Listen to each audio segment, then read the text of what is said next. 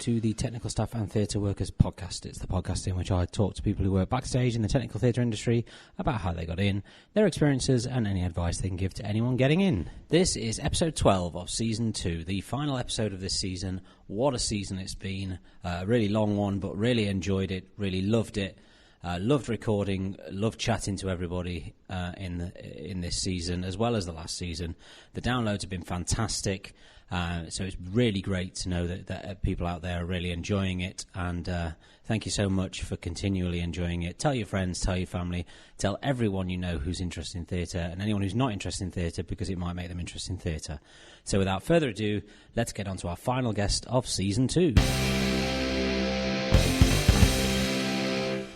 I'm with my guest at this time. If you'd like to introduce yourself and tell me what your current job title is. Hi, I'm Faye Michel Jary, and I'm currently the head of wardrobe on Book of Mormon. Excellent. And how did you get into theatre?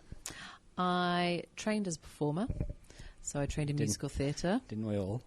Yeah, many moons ago, and worked for a bit, and then resting one day, I was very bored doing some promo work, and someone said we really needed a dresser on this production of Cyberjam at the Queen's Theatre on Shaftesbury Avenue.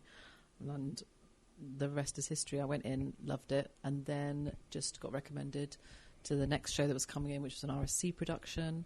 And then I just ended up working my way up the ranks, realised I wasn't enjoying performing anymore, and I basically learnt on the job and had, and each wardrobe mistress would teach me, and I'd learn and go away and do my own thing and learn on each job. So I had an apprenticeship, really. Excellent. Cyberjam. Yeah, that was an American production. It was really fun. It was like this really strange performance where they're all playing an instrument, but they were all dancing. There was insane quick changes. Still one of the quickest quick changes I've done, but really fun.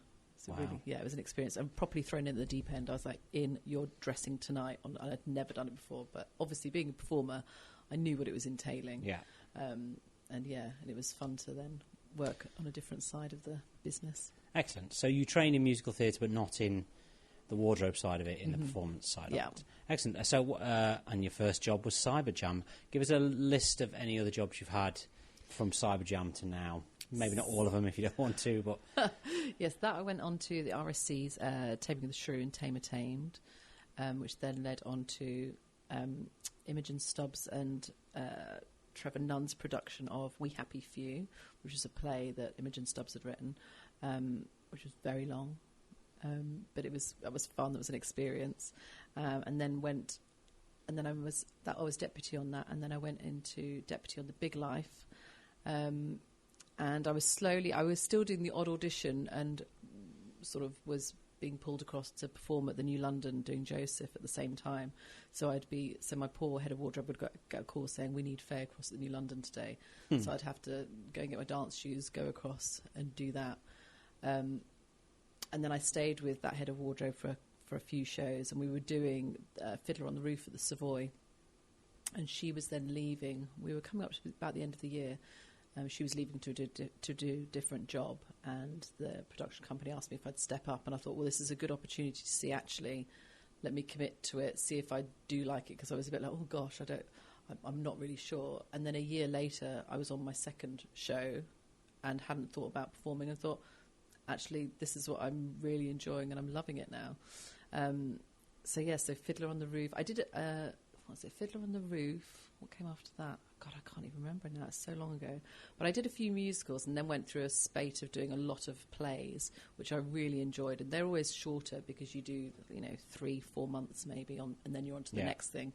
And what I enjoyed about that is everything was always a different time period. So I would learn, on each show I'd be learning, different costumes, different fabrics, how to look after stuff, different ways of coming up with quick changes.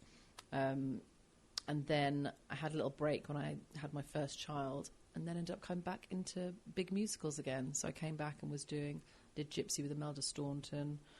I did Guys and Dolls at the Phoenix. I did Waitress. And I took a little break, and I went to Eton, and I was the head of costume there. The school Eton? The school Eton, yeah. Like working in Harry Potter world. So that was great. I mean, they're really lucky. They've got a full theatre there, and they basically have a team of professionals who put on shows for them. And was teaching boys how to run a wardrobe department, and it was brilliant, and I really, really loved it. It was great. But then post-pandemic, I decided I wanted to come back into the professional world, and I saw that this current job at the head of wardrobe of Mormon was up, and I thought, I'm going to throw my hat into the ring for that. And I'd worked with Jan, the supervisor, on Jerry Springer, and completely forgot that she was actually the supervisor on this. And so that was quite exciting. So I thought, I think I might stand a chance of getting this job then. And so been here since post-COVID now, so into the third year, and talking about cast change for year 4. Excellent. Yeah. And of course, you and I worked together very, very briefly 16 years ago on Zorro. Zorro, that was it. Oh, gosh, yes. Which wow, yeah. I didn't even know until you told me the other day, a couple of weeks ago. Yeah. You Wow. forget, don't you, after 20-odd years, try to remember all the shows. Yes. It's quite interesting what you were saying about plays, because obviously plays and musicals are completely different. But because you're doing shorter contracts, you are learning a lot more because you're doing different shows. Yeah. It's quite similar to touring, in the fact that you have to learn on the job, you have to learn how things work, how to fix things, and plays aren't necessarily well funded either all the time. So you have to you learn your workarounds, as it were, which is quite an interesting thing. Now, I spoke to Harriet, obviously, in the first season of this, and I've spoken to a couple of wardrobe people. You find that wardrobe is quintessentially a female side of the industry. Why do you think that is?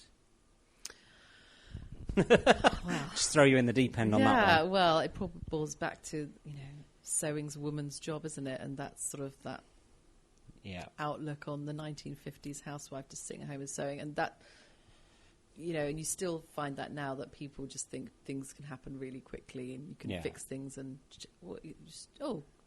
can you just quickly do that? Well, it's not quickly, or you're expected to do wigs as well as wardrobe, which has happened to be on a job before, where on tour, and I turn up and look and know there's no wig and no wiggy employed, and then you've got, she's definitely wearing a wig, calling the production.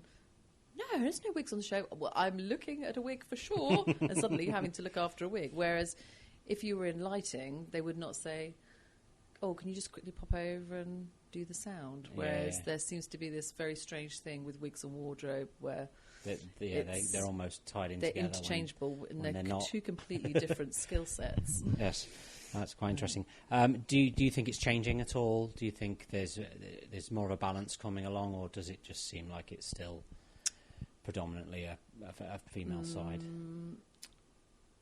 I think, there are a few men, but I always find that it's nice to have a balance of men and women in a team as well. Yes. But I do find we struggle to employ men because there aren't as many there to be interviewed. You might get a handful.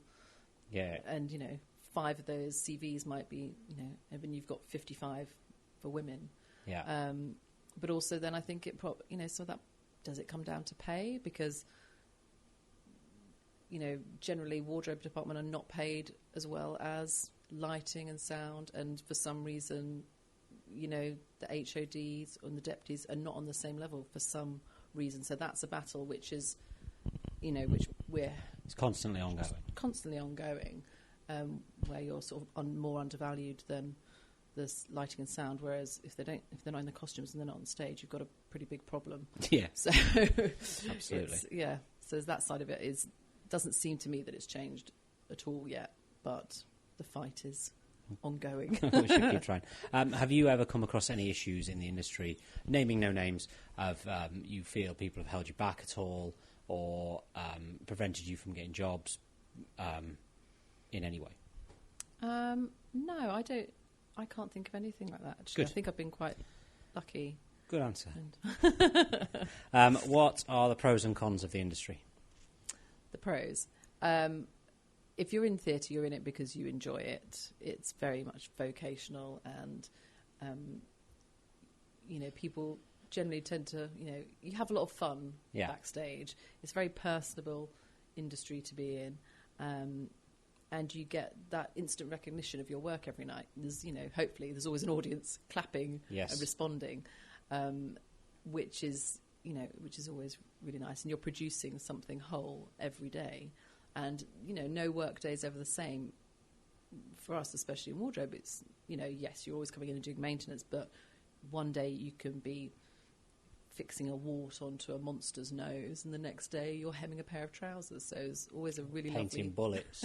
Painting bullets, all sorts. And you never know where your job can take you. I've been to South Africa on a show before. You've been to Eton. I've been eaten. Yeah, you can literally, you never know. And I think that's the beauty of it. You're never static in one area. Yes, you have the downside of it is the stability you don't have within theatre. But then I think it probably attracts people who don't want that type of working life anyway. You like to be able to, okay, that's the end of that contract. Let's move on and go and do something completely different. But yes, the downside of that is the lack of stability. And the evenings, it's not great for family life at all. Yes, hours is one that a lot of people say. Yeah. And especially now the introduction with Sunday shows, and a lot of places are doing that. And if you have and not even if you just have a family, but, if you want to see people who don't work in theatre and you do Saturday and Sunday shows, when do you see people? Because no one's going out on a Tuesday night. Absolutely. Also, Sunday shows brings up religious connotation as well, which is a whole other discussion. It's interesting when you say the stability. I don't think anyone's brought that up before. There is a stability issue. Yeah. Although I think the West End now, there are a lot more long-running shows than there have been for a long time. But there's still a potential stability. You never know whether you're going to get that call onto stage for your show to be pulled. So that is quite interesting. And particularly post-COVID. Absolutely. That was a worry for a lot of people. And one of the reasons why I interviewed for this job, because I thought, well, it's a long-running show. And actually I was thinking, when you have a mortgage and you have children, you think that's your outlook. My outlook is definitely different now to jobs that I would have gone for when I was, in my 20s, for sure. Yeah, absolutely. What would you say is a common misconception from anybody wanting to get in the industry? What do they think it might be that it actually isn't?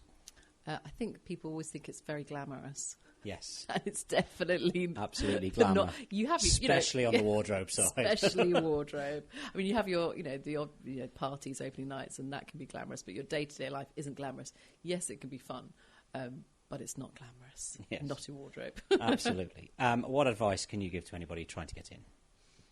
Work hard. If you're dropping off CVs, call ahead. Especially if it's a show that's already running, it's really easy to call a stage door, find out who the head of the department is, and write your CV to that person.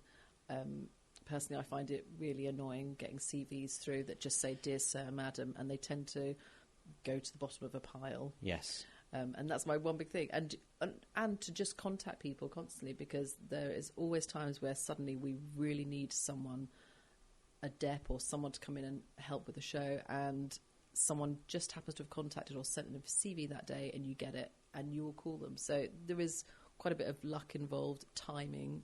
Yes, but just be persistent. Yeah. Persistence. Yeah. Lovely. And that's everything I've got for you. Lovely. Thank you for joining me. Thanks, Bram. Thank you. Hey, big thank you to Faye for that one. Thank you so much. It was great talking to Faye. She's really lovely and great to talk to. And she's had some great experiences. So it was really nice talking to her. Big thank you to everybody who's been on this season. The end of a very long season, but a really good season. So thank you to Booney, Keris, Nikki, Sam, Janie, Dan, Keris, Jeff, Michael, Erica, Bill, and of course Faye. Really enjoyed talking to everybody on this season, and I hope you enjoyed it too. Fantastic numbers we're getting, so thank you for the downloads, thank you for the listens. Tell your friends, tell your family, tell everyone you know who's interested in theatre, and anyone who's not interested in theatre, because it might make them interested in theatre. Thank you once again, and I shall see you all for Season 3.